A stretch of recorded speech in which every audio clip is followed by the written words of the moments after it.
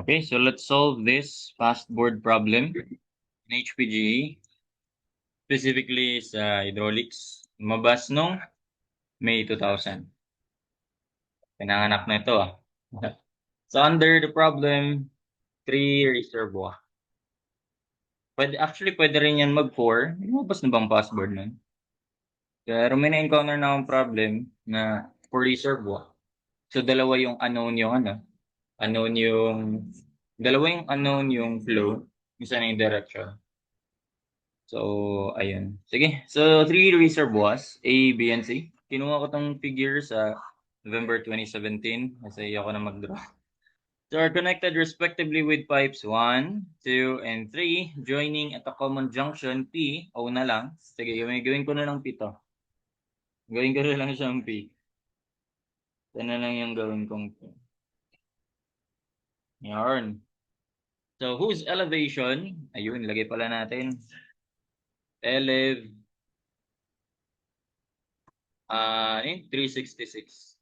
meters. Ayan, elevation yan. Okay, yung mismong junction nila. Ayun, paano ko pala nasabi na pababain? Lagi namang short yan eh. Okay lang naman to, yung paglagay mo ng elevation na downward sila. Masasabi rin naman yan sa problem na yun. Reservoir A is at elevation 933. The highest elevation naman ng Reservoir B is at 844. So, ayun. Si Reservoir 3, yung di natin alam, yung elevation. 933 meters. Ito, yung water surface niya. Ito yan, bali. Yan. Elevation nito. Yan. Tapos, elevation nito. Elevation nito ang, ay, ito may mga ano pala. Maliit nga lang. Mga triangle. Yung sign natin for elevation. Ito ay elevation naman 844. So, ibig sabihin, kung ang elevation neto, kasi may piezometer tayo dito eh. Drawingan ko na nga. May piezometer tayo dyan. Pag ang elevation nun, or kapag ang height nun, pag in-add mo dito sa elevation 366 is greater than this, eh di ibig sabihin, receiving si elevation 2, ay yung reservoir B, di ba? Ganun lang yun. And may tubig naman tayo dyan, mamaya makikita natin. Ganyan lang muna tayo. Okay, so, ayan, meron na tayong info. So, properties of each lines are as follows. Okay, so lagay natin dito. Line 1, length ay 1,500. 1,500 meters. Pwede ko bang baba? Ayun. Diameter ay 600 mm. And then friction factor, so ibig sabihin, Darcy-Weisbach gagamitin natin, di ba? 0.02. And pag may friction factor F, yan yung gagamitin natin. Darcy-Weisbach formula. So, sa pangalawa naman, length nun ay 2,000 meters. 1,000 lang pala. 1,000 meters. Ang diameter ay 450 millimeters. And ang friction factor ay 0.025. Dito natin nilalagay yan. And finally, sa elevation, sa reservoir 3 ay length ay 900 meters. Diameter ay 500 millimeters. And ang friction factor ay 0.018. Okay, ayan. Meron tayong given. Ayan, tama. So, 1,500, 0.02, 1,450.025, then 900, 500.018. Okay? So, pressure gauge at junction P. So, may pressure gauge dito na ang reading ay 4,950 kilopascal. Ano yung makukuha natin doon? Makukuha natin doon yung head ng piezometer. Kasi 'di ba, recall from hydrostatics, yun sa pressure, to be exact. Yeah. 'Di ba, that is pressure, ito na lang. Pressure is just equal to gamma H. So, ang head ay just pressure over gamma. So, ang pressure sa piezometer na to, di-divide mo lang sa 9.81, which is yung ano natin. Since kilopascal nga to, yun, unit analysis. Ang pressure mo ay kilopascal, or that's, gawin natin naka Newton per square meter ang pascals. Then ang unit weight natin ay Newton or kilonewton per cubic meter. Kilonewton per cubic meter. So, ayun, cubic meter na lang ang matitira. Tanggal ang kilonewton, tanggal, then cubic meter divided by square meter is just a meter. So, that is the unit for head. So, ano sabi? Ay, wait lang. For a while. Gagamit ako ng Canon. Gano'n ba to? Ay, di muna. For a while. Okay, so going back. Saan na tayo? Ayun sa may piezometer. Okay, di erecta na natin yan, no? Pangalanan ko siya, i-store ko yan sa Y, yung head nun. Or yung elevation na mismo. Okay, so paano yan? Pressure over gamma. Pressure, that's pressure. 950 kilopascal divided by 9.81. So, ibig sabihin, ito yung head niya. Ayan yung head niya, 504. So, pag idadagdag mo yan sa 366, ito na yung elevation niya, 870, which is greater than this. So, nasa top siya. Ibig sabihin, sa A lang yung store ko yan sa Y. Elevation, naka-store sa Y. So, nasa taas siya, no? Pero less than yung sa, ayan. Isang elevation yan, store sa Y.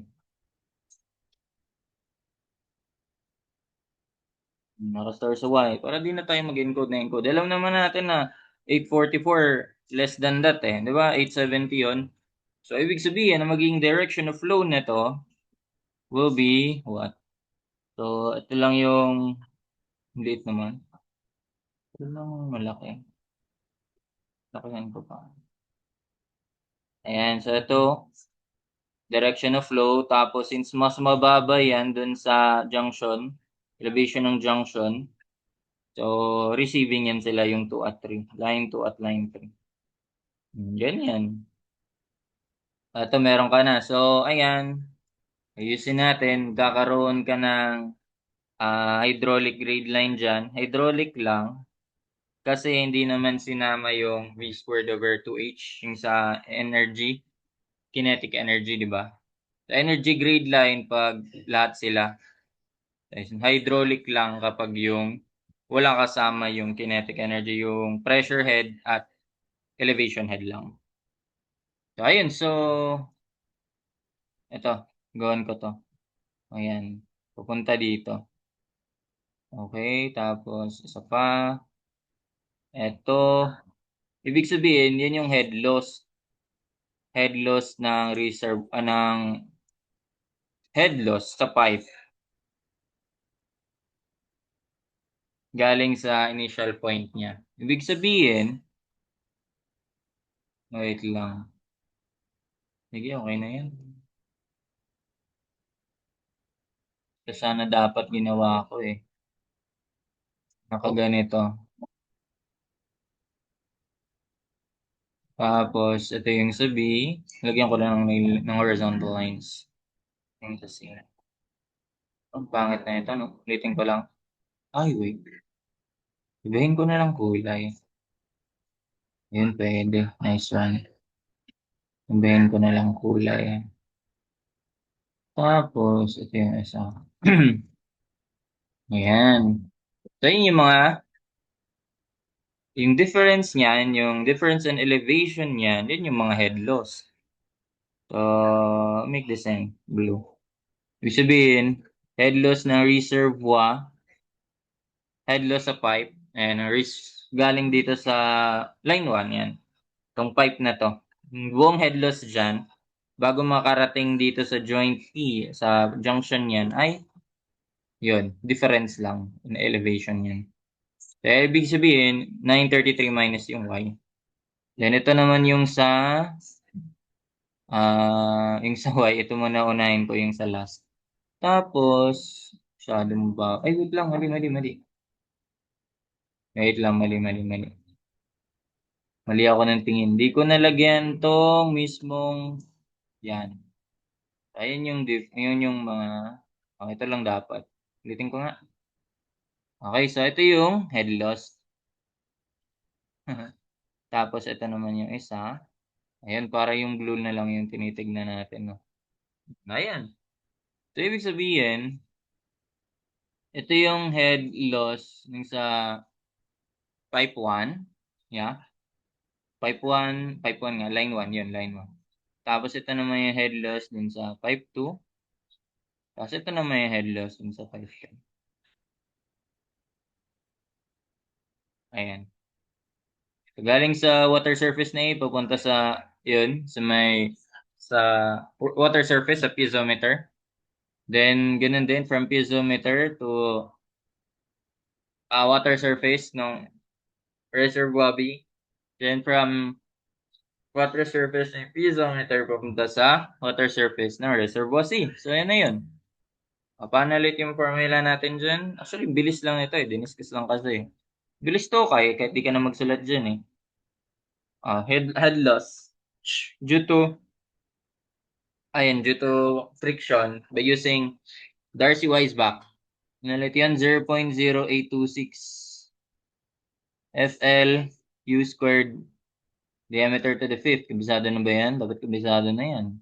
Diameter to the fifth. So, anong hinahanap natin? May mga head loss na tayo, may friction factor, may length. Ito ang wala, diameter meron. So, modify natin in terms of Q. Modify natin, make Q the subject of the formula. So, Q na lang yan. Multiply ko tong dalawa. First multiply, tapos i-divide ko na ito. Tapos, lagyan ko ng square root para ma-solve ko si Q. No? So, head loss. Tapos, diameter to the fifth. Over 0.0826 FL. Then, apply square root on both sides. Ayan. Ayan na yun, para makuha yung Q. So, ibig sabihin, store ko na lang yan kay 1 para sa Q1, tas Q2. Yun meron tayo eh, yung Q3 ang wala eh. Pero, alam natin, paano yan makukuha yung Q3. Ayun no, Q1, dito yung junction. So, ilan yung pumasok? Si Q1 lang. Ang lumabas, yun na, Q2, Q3. Ibig sabihin, kung ano yung pumasok, yun din yung lalabas. Q1 is equal to Q2 plus Q3. Para ma-solve si Q3, Q3 is just Q1 minus Q2. Tapos, after niyan, eto na, gagamitin mo na to, babalik ka na dito. Gamitin mo to, makukuha mo yung head loss. Pero kung gusto mo agad-agad makukuha yung head loss, express mo na siyang in terms of, yun, naka-elevation na siya. Elevation yung hinahanap. Ay, ano ba hinahanap nila dito? Flow lang. Pero sige, dagdagan natin. Hanapin natin yung elevation na rin. So, di ba paano nga ulit nakuha yung head loss doon? Pangalanan ko na lang tong mga 3.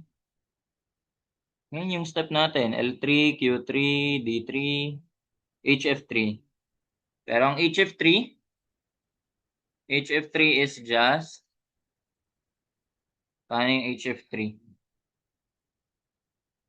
Papalitan ko na lang to.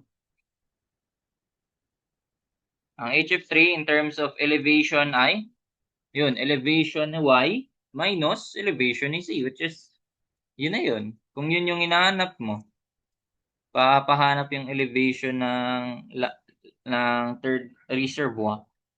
So, elev Y, hindi, nakastore naman yun sa Y eh. Diba? In-store naman na natin. Store naman natin yun sa, nakastore na nga ba? Ay, nakastore na sa Y. So, Y minus LFC na lang yan. Then, solve for LFC, yun na yun. Yun na yung Caltech dyan. Puro ka lang store. Tuloy-tuloy mo lang. Though pwede mo namang gawin, huwag mo na i-Caltech yung isahan. Step by step mo lang. Iksi lang yan, no? Sige, gawin natin. So, from ko yung Q, that will be the square root of HF, friction factor. Ay, head loss pala yan. So, ilalagay ko yan as is. Y minus, para sa Q1, Y, 933 minus Y pala. That will be 933 minus Y. Ayan. Tapos, diameter to the fifth, pero yung diameter ko dito is i-divide ko na by 1,000 para ang i-input ko ay naka-millimeters. Diameter to the fifth divided by 0.0826 FL, F times length, then yun lang. Calc na lang natin. So Y as is yun. Diameter. Diameter ng 1 ay 600. Friction factor 0.02. Length ay 1,500 meters. Oh, ayan, 1.4 pala yun. Store natin sa 1. Balik tayo. Modify natin to. Ito magbabago na to eh. Magiging ano siya, y minus 11 ng reservoir B or 84. Though pwede mo naman siyang gawing absolute value na lang para laging positive yung makuha. So pwede. Gawin mo ng Caltech. Pero gusto ko ganito eh. Y minus 844. Then ang mababago, diameter, friction factor, and length lang uli. Diameter nung sa 2 ay 450. Tapos friction factor 0.025. Then ang length ay 1,000. Oops, sumobra. So, ayan yung isa. O, yun na. Q2 na yan. O, Q1 minus Q2. Nasolve mo si Q3. Q1 minus Q2. O, ito na yung Q3. 0.91. Diba? Napakabilis. Ang bilis! Then, pag hinahanap mo yung elevation naman, di ito gagamitin mo. Di para din na tayo mag-shift solve dyan, di ita-transpose ka na to sa kabila, di ba? So, store ko na lang to sa 3 din. Ayan, so ano ganyan? 0.0826. F na lang ulit. F times length. FL. Tapos Q squared. Ito, pag i-recall niyo yung number, ayan, recall, hindi siya gagana dun sa alpha ata eh. Di ba ayaw? Then recall, tas yan. Yan, dapat may bar. Baka ma-input nyo yung 3 lang, yung walang nakastore. 3 lang talaga yan. 0.0826 FLQ squared over diameter. Divide ko ulit by 1,000 to the fifth. And then, add ko na lang yung elevation. Elevation C pala yung nahanap, no? So, lipat to doon, maging positive. Ito pala dapat yung negative. So, dali lang baguhin. Y minus yan. Diba? Y. Oops. Y minus yan. Cut natin. Yung mga bababago. Friction factor, 0.018 na lang. Tapos, ang length ay maging 900 meters. Tapos, ang diameter, yan yung 3, diameter ay 500. Ayan, 834 or mga 835. Yan, elevation is eh.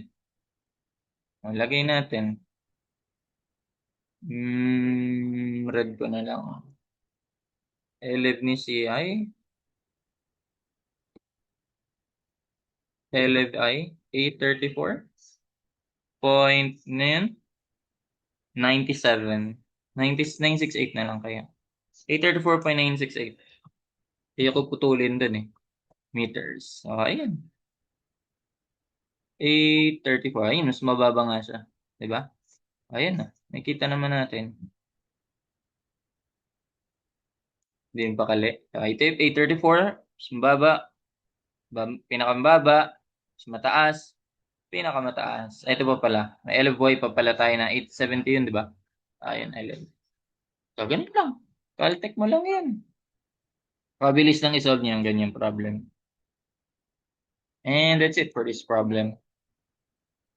If you learned something, thank you.